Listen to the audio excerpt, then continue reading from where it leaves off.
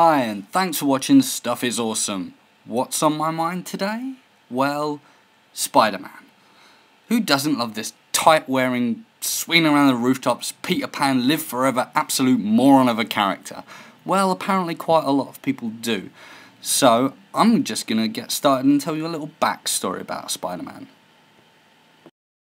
Spider-Man first appeared in Amazing Fantasy 15, which was a failing book at the time. It wasn't until 1963 that he'd get his own monthly title of Amazing Spider-Man, and since then he's built up quite an array of villains.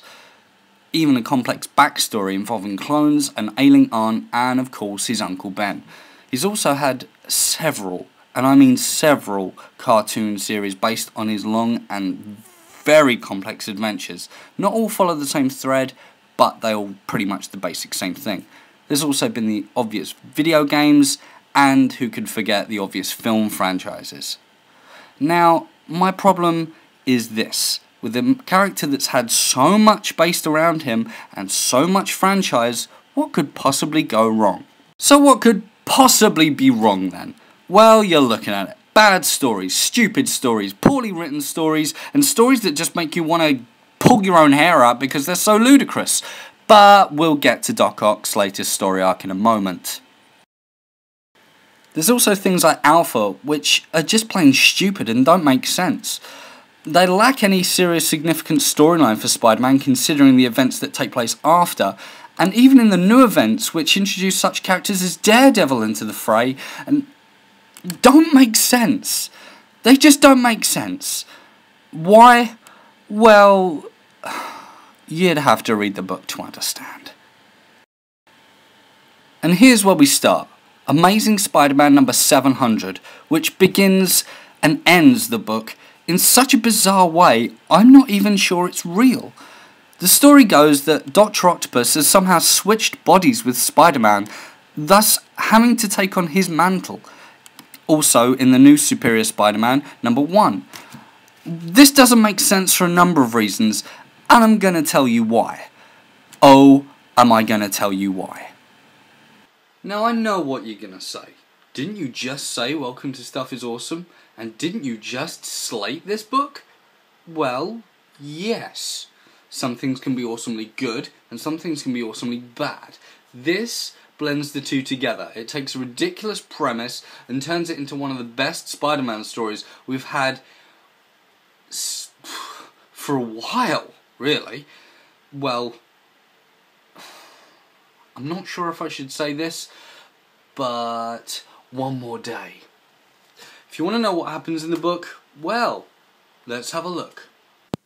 We start with the troubled Peter Parker, who's actually Otto Octavius, all curled up with Mary Jane, but being all broody on looking for the escaped Dr. Octopus, who's actually Peter Parker. I don't know, see the previous issue. Meanwhile, the real Peter is desperately trying to save his own life, while teaming up with Scorpion and some other supervillains. They fry him, which kind of sends him into an afterlife experience that's never really explained.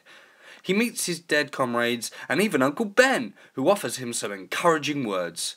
Spider-Man then Skypes Peter, who calls him out and tells him to give up. Peter then puts the final steps of his plan into action. Meanwhile, Mary Jane, still unaware Peter is now another person, tells him to be careful and that she loves him. Sort of. The climax begins to build at Avengers Tower, but Spider-Man, Otto Octavius, has already beaten Peter and the villains there. A fight breaks out, and in the confusion, Spidey and Otto Peter crash out of a window and carry on the fight on the ground. Spider-Man then declares victory over his enemy, and Otto Peter begins to die. But due to swapping bodies, Otto can now see Peter's life as he lays dying as it flashes before his eyes.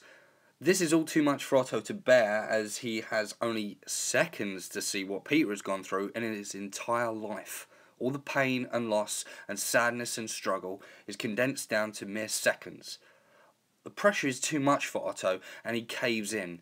He realises his error and, well, he just reforms. It takes 3 panels, but he eventually just says, that's it, I'm gonna be Spider-Man. Peter dies, and Spider-Man pledges to be a better Spider-Man, a more superior Spider-Man. and the comic ends halfway through. Well, that's Amazing Spider-Man 700 done and dusted. I left quite a bit out because I want you to go out and buy the book for yourself, just so you can make up your mind. This is purely subjective. I thought it was going to be a bad story, which actually turned out to be a really good story, which just goes to show you can't judge a book by its cover. And on that note, I think I'm going to leave. Probably to find something better to read. I need to wash the taste of One More Day out of my mouth. Until then, keep reading.